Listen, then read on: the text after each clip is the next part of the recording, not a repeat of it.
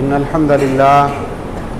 الحمد لله نحمده ونستعينه ونستغفره ونعوذ بالله من شرور أنفسنا ومن سيئات أعمالنا من يهده الله فلا مضل له ومن يضلل فلا هادي له وأشهد أن لا إله إلا الله وحده لا شريك له وأشهد أن محمدا عبده ورسوله يا أيها الذين آمنوا اتقوا الله حق تقاته ولا تموتن إلا وأنتم مسلمون يا أيها الناس اتقوا ربكم الذي خلقكم من نفس واحدة وخلق منها زوجها وبث منهما رجالا كثيرا ونساء واتقوا الله الذي تساءلون به والأرحام إن الله كان عليكم رقيبا يا أيها الذين آمنوا اتقوا الله وقولوا قولا سديدا يصلح لكم أعمالكم ويغفر لكم ذنوبكم ومن يطع الله ورسوله فقد فاز فوزا عظيما أما بعد فإن خير الحديث كتاب الله وخير الهدي هدي محمد صلى الله عليه وعلى آله وسلم وشر الأمور محدثاتها وكل محدثة بدعة وكل بدعة ضلالة وكل ضلالة في النار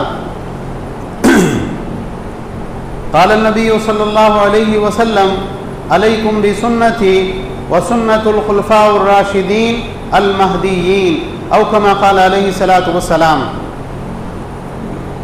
محترم حضرات، تمام تعریفیں، ہر طرح کی بڑائی، کبریائی، پاکیزگی اللہ رب العالمین احکم الحاکمین کے لیے لائق و دیبا ہے، جو سارے جہانوں کا بنانے والا اور پالنے والا ہے، اور بے شمار درود و سلام کا نزول ہو تمام انبیاء کرام پر، بالخصوص آخری نبی اور رسول رحمۃ للعالمین جناب محمد رسول اللہ صلی اللہ علیہ وسلم پر۔ بہرحال حمد و صلوات کے بعد ایک سلسلہ ہم نے شروع کیا تھا خطبات جمعہ میں خلفائے راشدین کی سیرت کے بیان میں۔ حضرت عمر رضی اللہ تعالیٰ عنہ کی سیرت کے تعلق سے ایک تذکرہ چل رہا تھا۔ حضرت عمر رضی اللہ تعالیٰ عنہ کی سیرت کے بعض پہلو ہم نے پچھلے خطبہ جمعہ میں آپ حضرات کے سامنے رکھے تھے کہ حضرت عمر رضی اللہ تعالیٰ عنہ اللہ کے دین کے بارے میں بڑے سخت تھے اور فتنوں کے مقابلے میں ننگی تلوار تھے۔ اس ضمن میں کچھ واقعات بھی ہم نے آپ کے سامنے رکھے تھے۔ اسی ضمن میں صحیح بخاری کی وہ روایت بھی قابل غور ہے جس کو امام بخاری نے اپنی صحیح میں ذکر کیا ہے، اور صحیح بخاری میں 3586 نمبر پر یہ روایت موجود ہے۔ حضرت حذیفہ رضی اللہ تعالیٰ عنہ کہتے ہیں کہ ہم امیر المومنین عمر ابن خطاب رضی اللہ تعالیٰ عنہ کی مجلس میں موجود تھے۔ حضرت عمر رضی اللہ تعالیٰ عنہ نے کہا، ایکم یحفظ حدیث رسول اللہ صلی اللہ علیہ وسلم فی الفتنہ، تم میں سے کون ہے جو اللہ کے نبی صلی اللہ علیہ وسلم سے فتنے کی احادیث کو جانتا ہو؟ اللہ کے نبی صلی اللہ علیہ وسلم نے فتنوں کے بارے میں امت کو کیا تعلیم دی ہے؟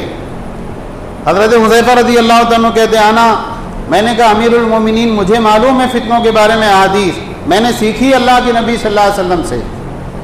تو حضرت عمر رضی اللہ تعالیٰ عنہ نے فرمایا، انک لجری، تم بڑے بہادر آدمی ہو، بڑے دلیر آدمی ہو، کیونکہ بہت سے صحابہ اللہ کے نبی صلی اللہ علیہ وسلم کی ہیبت کی وجہ سے آپ سے سوال نہیں کر پاتے تھے، آپ کے سامنے بات پوچھ نہیں پاتے تھے۔ تو حضرت حذیفہ رضی اللہ تعالیٰ عنہ نے کہا، فتنۃ الرجل فی اہلہ وولدہ وجارہ تکفر الصلاۃ والصیام والصدقہ والامر بالمعروف والنہی عن المنکر۔ امیر المومنین، انسان کا فتنہ اس کی بیوی، بچوں اور اس کے پڑوسی میں ہوتا ہے، اور اس فتنے سے جو چیز معافی دلاتی ہے، اس فتنے کا جو کفارہ ہوتا ہے وہ نماز ہے، روزے ہیں، صدقہ ہے، اور اچھائی کا حکم کرنا اور برائی سے روکنا ہے۔ کیا معنی ہے اس کے؟ آدمی بیوی بچوں کی محبت میں اور جو ہے اپنے اہل و عیال کی محبت میں بہت سی مرتبہ شرعی احکام میں کوتاہی کر جاتا ہے۔ نماز کا وقت ہو گیا لیکن آدمی جماعت کے ساتھ نماز نہیں پڑھ پایا، کیوں؟ گھر میں بچے کے ساتھ کھیل رہا تھا، یا یہ ہے کہ بیوی کے ساتھ میں کچھ بات چیت کر رہا تھا، گھر کے کسی کام میں مصروف تھا، تو شرعی اعتبار سے چھوٹی موٹی کوتاہیاں ہو جاتی ہیں۔ بعض مرتبہ پڑوسی کا حق ادا کرنے میں کوتاہی ہو جاتی ہے، کچھ ناچاقی ہو جاتی ہے۔ تو اس طرح کی جو غلطیاں ہوتی ہیں اس کا کفارہ کیا ہے؟ آدمی نماز کا اہتمام کرے، نفلی روزے رکھے، اور اسی طریقے سے صدقہ کرے، अच्छाई का हुक्म दे, बुराई से रोके, तो ये नेकियां उन बुराइयों का कफारा हो जाती है। हज़रत उमर इब्न ख़त्ताब रज़ी अल्लाह तआला ने कहा, मैं इस फितने के बारे में नहीं पूछ रहा हूँ, मैं उन फितनों के बारे में पूछ रहा हूँ जो समंदर की तरह ठाटे मारते हुए आएंगे। उन फितनों के बारे में कोई हदीस सुनी है तुमने अल्लाह के नबी सल्लल्लाहु अलैहि वसल्लम से? हज़रत हुज़ैफा रज़ी अल्लाह तआला अन्हु ने कहा, अमीरुल मोमिनीन, आपको फितनों से क्या खौफ है? आपके और उन फितनों के बीच में एक बंद दरवाज़ा है, तो आपको उन फितनों से डरने की और खौफ करने की कोई ज़रूरत नहीं है। हज़रत उमर रज़ी अल्लाह तआला अन्हु ने कहा, अच्छा ज़रा ये बताओ, ये जो बंद दरवाज़ा है फितनों के और मेरे बीच में, ये दरवाज़ा तोड़ा जाएगा या खोला जाएगा? हज़रत हुज़ैफा रज़ी अल्लाह तआला ने कहा, नहीं अमीरुल मोमिनीन, ये दरवाज़ा तोड़ा जाएगा। तो हज़रत उमर रज़ी अल्लाह तआला अन्हु ने अफसोस से अपना सर झुका लिया और उसके बाद में बड़े अफसोस से ये बात कही, इसका मतलब यह है कि क़यामत तक वो बंद नहीं हो पाएगा। जब हज़रत हुज़ैफा रज़ी अल्लाह तआला अन्हु अपने शागिर्दों को ये हदीस सुना रहे थे, तो उनके शागिर्दों ने कहा, हमें ये बताइए कि ये जो बंद दरवाजे के बारे में आप बात कर रहे हैं, ये बंद दरवाज़ा क्या था? उन्होंने कहा, वो बंद दरवाज़ा खुद अमीरुल मोमिनीन हज़रत उमर रज़ी अल्लाह तआला अन्हु थे। तो उनके शागिर्दों ने कहा, क्या हज़रत उमर रज़ी अल्लाह तआला अन्हु इस बात को जानते थे? उन्होंने कहा, हाँ, हज़रत उमर रज़ी अल्लाह तआला अन्हु को यकीनी तौर पर इस बात का इल्म था। तो आप देखें कि फितनों के बारे में अल्लाह के नबी सल्लल्लाहु अलैहि वसल्लम का, सहाबा का तरीक़ा क्या रहा है। वो उस बारे में मोहतात रहते थे कि भाई फितने आने वाले हैं तो कहाँ हैं और कैसे उनसे निपटना रहेगा, क्या उसके मामलात रहेंगे, बराबर वो उनकी फ़िक्र करते थे। फितनों के बारे में सहाबा में, सलफ़ में किसी तरह की कोई कमज़ोरी नहीं पाई जाती थी। अब्दुल्ला ज़ैद इब्न वहाब कहते हैं, एक मरतबा हम हज़रत अब्दुल्ला इब्न मसूद रज़ी अल्लाह तआला अन्हु के पास आए और बातचीत में हज़रत उमर रज़ी अल्लाह तआला अन्हु का तज़किरा निकला। तो हज़रत अब्दुल्ला इब्न मसूद रज़ी अल्लाह तआला अन्हु इतना रोए कि नीचे की कंकरियाँ भीग गई और उन्होंने कहा, इन्ना उमर काना हिस्नन हसीनन लिल इस्लाम यदखुलून फीही वला यखरुजून मिन। हज़रत उमर इब्न ख़त्ताब रज़ी अल्लाह तआला अन्हु ये इस्लाम का एक मजबूत किला थे और लोग उस किले में दाखिल होते थे, उससे बाहर नहीं निकलते थे। लेकिन जब हज़रत उमर रज़ी अल्लाह तआला अन्हु की शहादत हो गई, आपकी मौत आ गई, इस किले में शिगाफ पड़ गया और अब देखो लोग इस किले से निकले जाते हैं।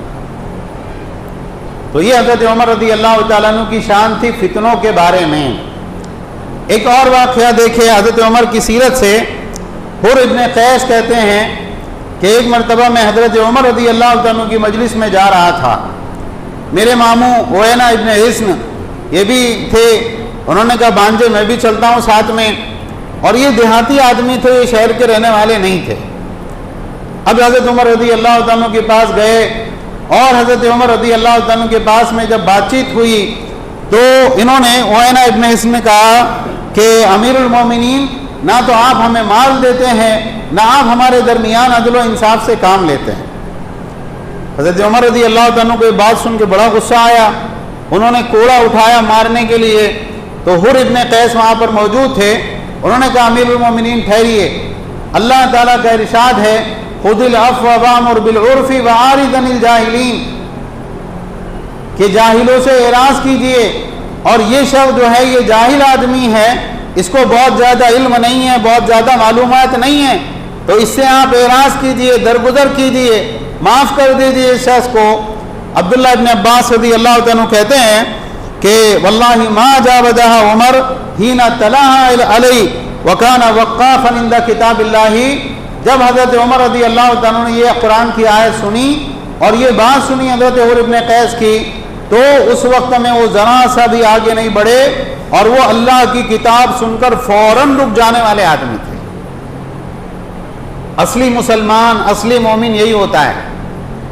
शैतान बहका देता है, इंसान नफ्स के बहकावे में आ जाता है, लेकिन जब कोई उस इंसान को नसीहत करे कि भाई आप हराम काम कर रहे हो, अल्लाह ने मना किया है, रसूलुल्लाह सल्लल्लाहु अलैहि वसल्लम ने मना किया है, देखो कुरान की ये आयत है, हदीस ये है ایک مومن اور مسلمان کا معاملہ کیا ہونا چاہیے؟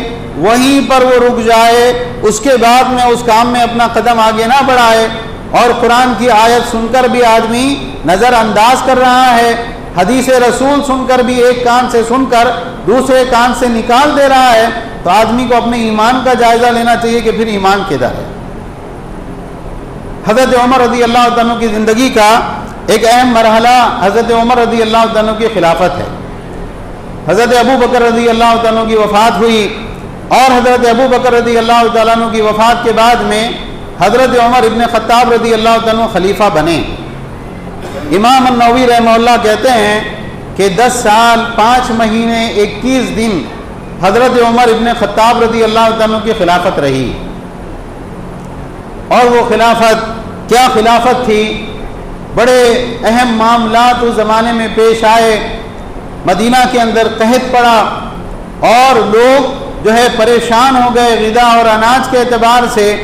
اس زمانے میں ایک صاحب آئے اور حضرت عمر رضی اللہ عنہ نے کہا کھانے کی دعوت ہے، آئیے میرے ساتھ کھانا کھائیے۔ کہا ٹھیک ہے امیر المومنین میں چلتا ہوں۔ اب حضرت عمر رضی اللہ تعالیٰ عنہ نے ان کے سامنے جو کھانا رکھا گیا امیر المومنین کا، تو ایک موٹی روٹی ہے اور شاید زیتون کا تیل ہے۔ جب انہوں نے جو ہے اس نوالے کو لگا کر اس روٹی کو چبانا شروع کیا تو روٹی منہ میں گھوم رہی ہے لیکن اندر جا نہیں رہی ہے، وہ نوالا نگلا نہیں جا رہا۔ امیر المومنین کچھ اپنے آپ پر بھی رحم کیجئے، کچھ اچھا کھانا کھائیے، یہ کیا ہے؟ یہ تو مجھ سے کھایا نہیں جا رہا۔ کہا دیکھتے نہیں لوگ قحط کی وجہ سے اتنے پریشان ہیں، میں کیسے جو ہے کوئی بہت عمدہ اور بہتر کھانا کھا سکتا ہوں۔ امیر المومنین عمر ابن خطاب رضی اللہ تعالیٰ عنہ ایک مرتبہ صحابہ کے ساتھ میں ملک شام کے دورے کے لیے نکلے۔ ساتھ میں صحابہ کا ایک بڑا مجمع ہے۔ جب ملک شام کے قریب پہنچے تو معلوم ہوا کہ وہاں پر طاعون کی وبا پھیلی ہوئی ہے۔ اب وہاں پر رک گئے، صحابہ سے آپس میں مشورہ کیا، صحابہ کے جو علماء تھے، جو اہل علم تھے، ان سے مشورہ کیا کیا کرنا چاہیے، جانا چاہیے کہ نہیں جانا چاہیے۔ تو بعض لوگوں نے کہا ہم اللہ کی راہ میں نکلے ہوئے ہیں اور جو ہوگا دیکھا جائے گا، اگر اللہ نے مقدر میں موت لکھی ہوں گی تو مر جائیں گے، موت سے بھاگا نہیں جا سکتا، اگر موت نہیں لکھی ہوں گی تو ہم نہیں جائیں گے۔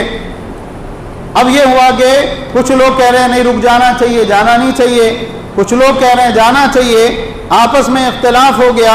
حضرت عمر رضی اللہ تعالیٰ عنہ کئی لوگوں کو بلا کے پوچھتے رہے، اس کے بعد میں حضرت عمر رضی اللہ تعالیٰ نے فیصلہ کیا کہ نہیں یہاں سے واپس پلٹ جانا چاہیے، طاعون کے علاقے میں نہیں جانا چاہیے۔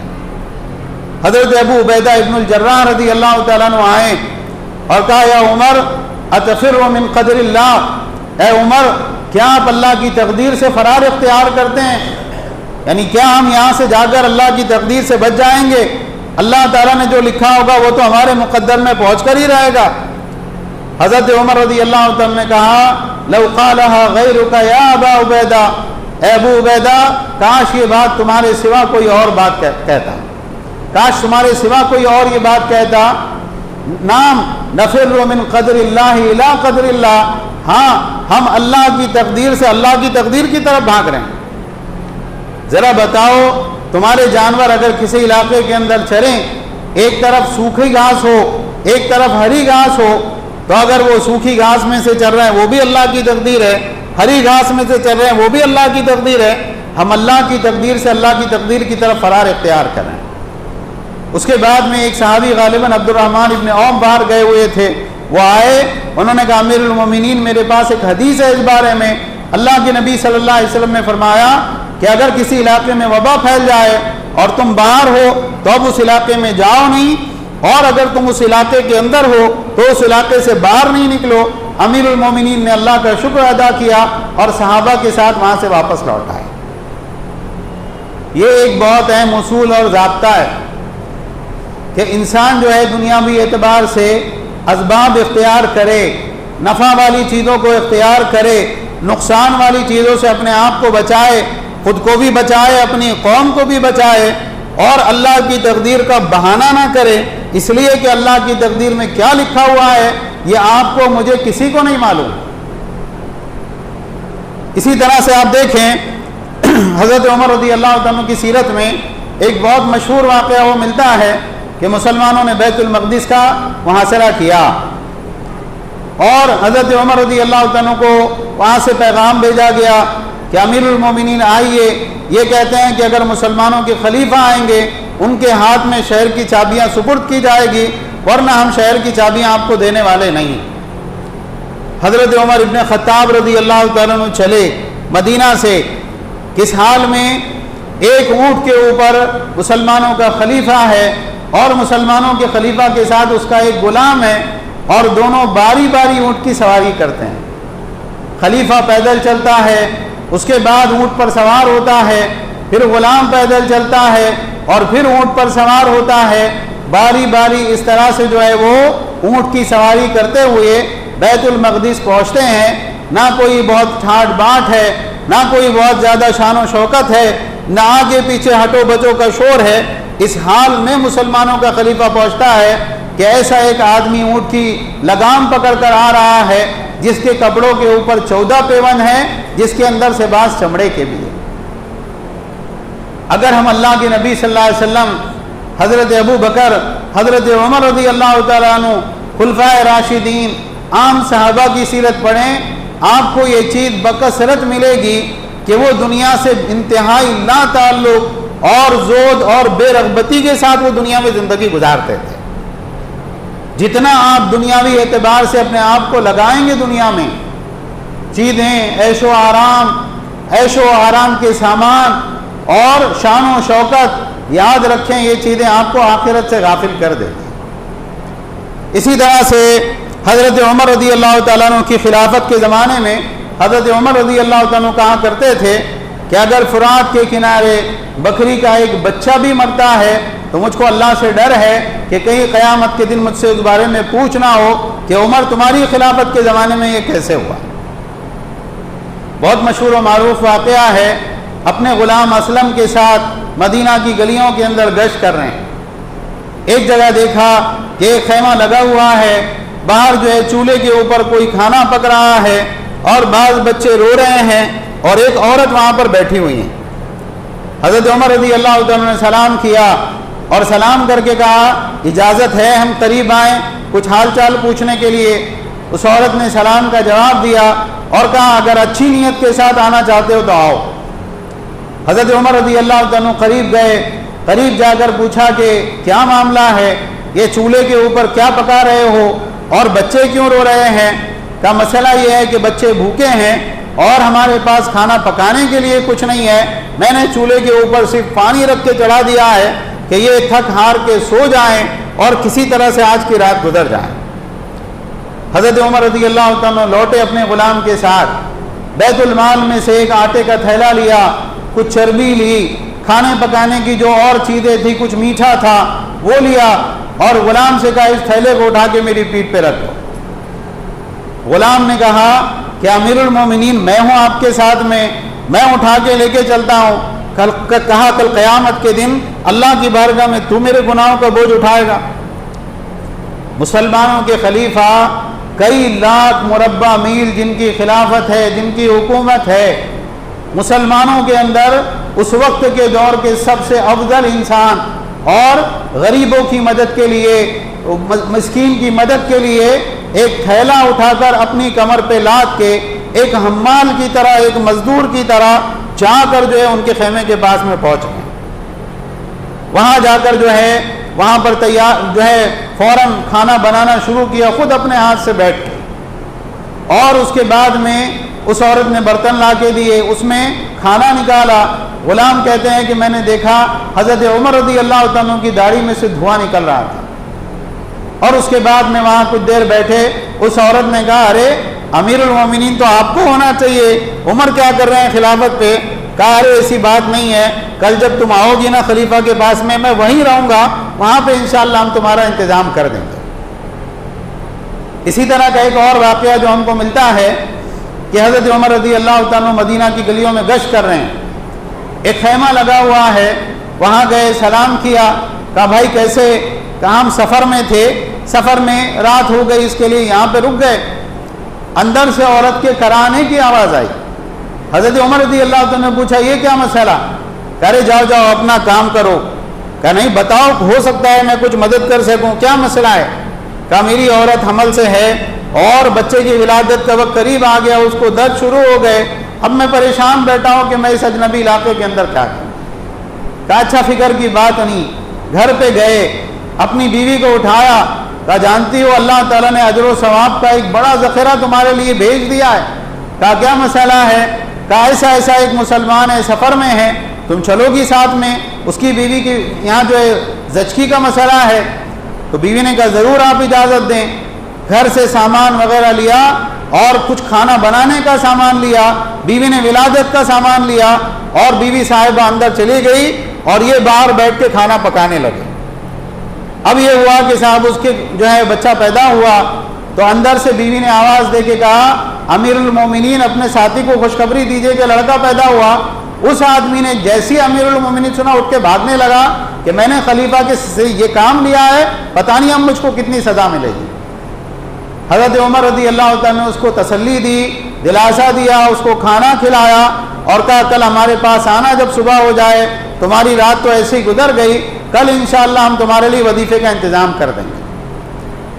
تو یہ حضرت عمر رضی اللہ تعالیٰ کی خلافت تھی، اور یہ آپ کو اللہ کے نبی صلی اللہ علیہ وسلم کی زندگی میں، صحابہ کی زندگی میں، اور جتنے ائمہ گزرے ہیں، اولیاء اللہ اور صالحین گزرے ہیں، ان میں آپ کو یہ چیز ملے گی کہ وہ لوگوں کی صرف دین کی فکر نہیں کرتے تھے، لوگوں کی دنیا کی فکر بھی کرتے تھے۔ ایک آدمی ہے وہ مقروض ہے، ایک انسان ہے جس کو بھوک لگی ہے، ایک انسان ہے جس کے گھر میں کوئی پریشانی چل رہی ہے، آپ اس کو دین کی کتنی باتیں بتائیں اس کے دل میں کوئی فرق نہیں پڑے گا جب تک دنیاوی اعتبار سے آپ اس کی ضرورت پوری نہیں کر دیتے۔ بہرحال حضرت عمر رضی اللہ عنہ کی خلافت کا زمانہ گزرا اور بہت ساری چیزیں ہیں جو سیکھنے لائق ہے، وقت نہیں ہے کہ ساری چیزوں کو یہاں پر بیان کیا جائے۔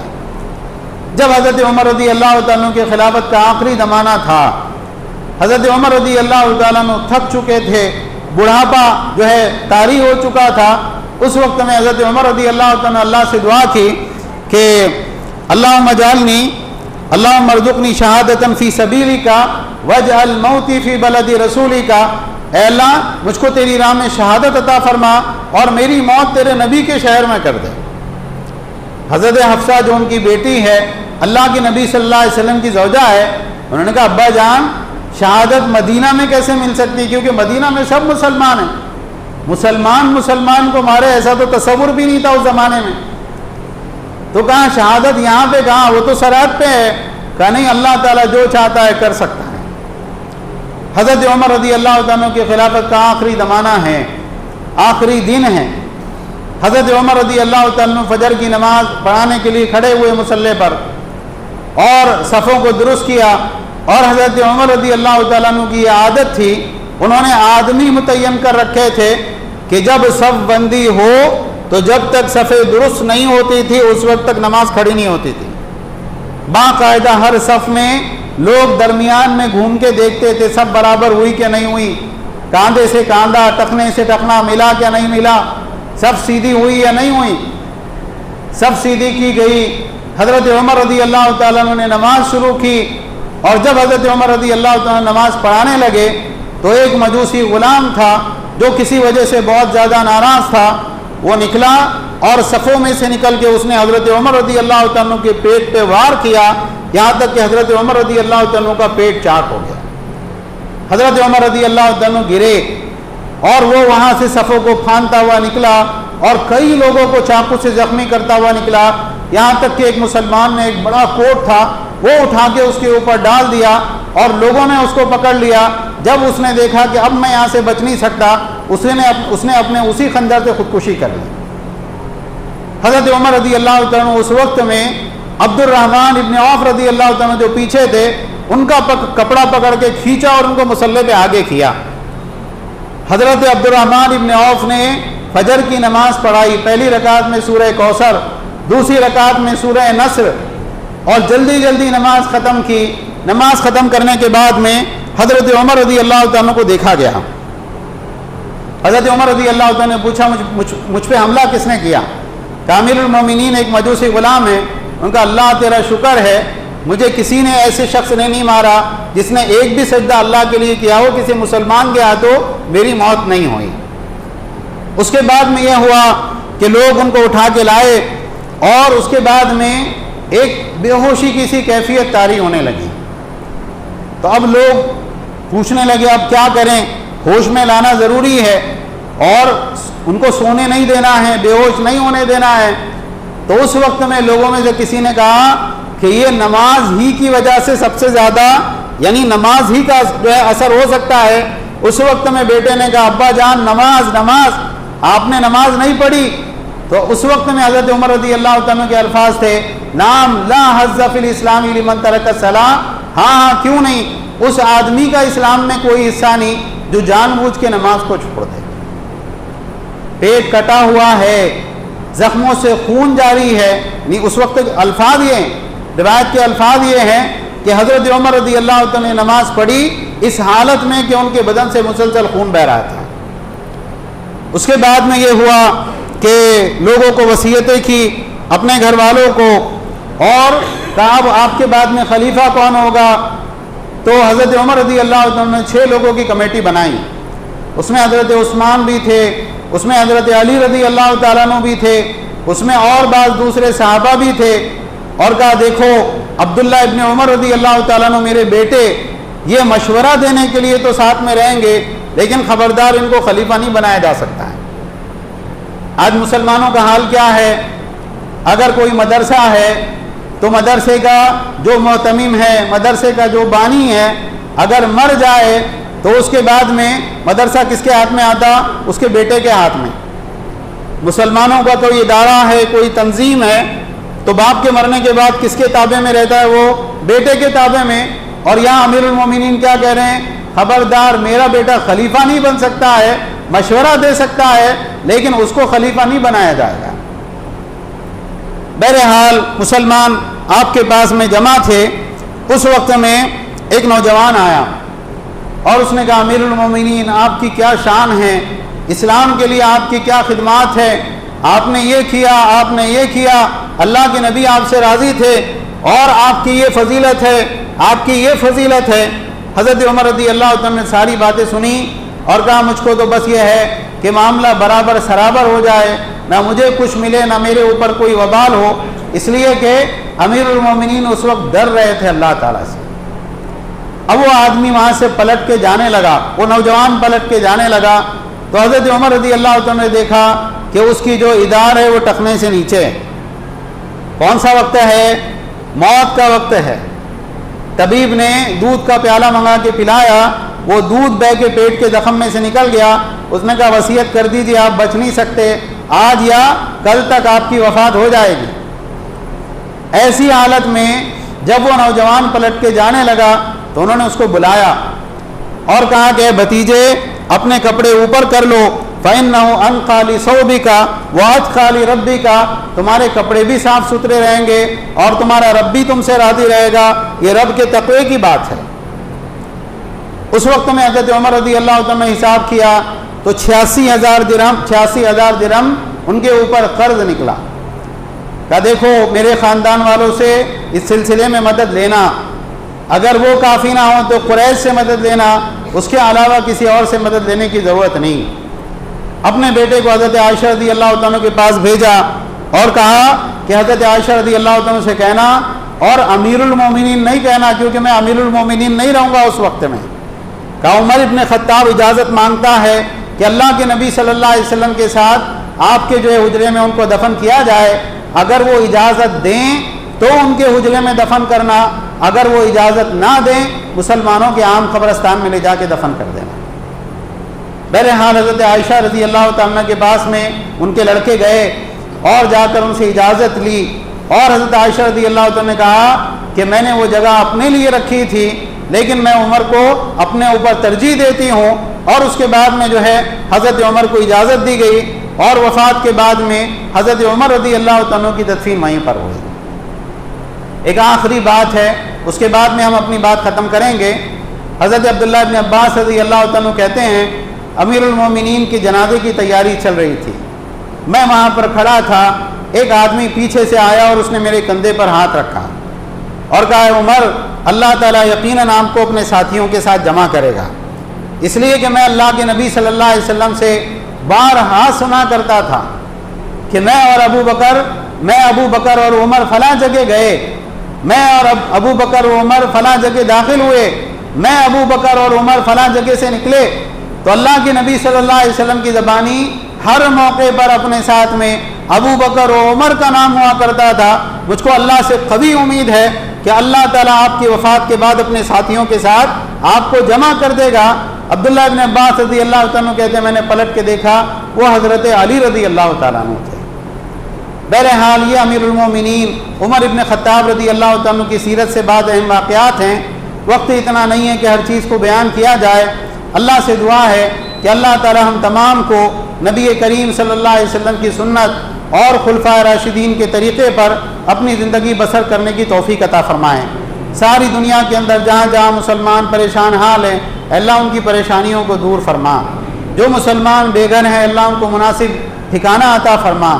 جو مسلمان بے گناہ جیلوں میں بند ہیں اللہ ان کو جلد از جلد رہائی عطا فرما۔ جو مسلمان مقروض ہیں اللہ ان کے قرضے ادا فرما۔ جو مسلمان بے روزگار ہیں اللہ ان کو حلال طیب روزگار عطا فرما۔ اے اللہ ہم سب کو تیرے دین کی خدمت کے لیے قبول فرما، ہماری نسلوں کو قبول فرما، حرمین شریفین کی زیارت نصیب فرما۔ جب تک زندہ رکھ اسلام اور ایمان پر زندہ رکھ، اور اسلام اور ایمان ہی کی حالت میں ہم کو وفات عطا فرما۔ آمین وآخر دعوانا ان الحمد للہ رب العالمین۔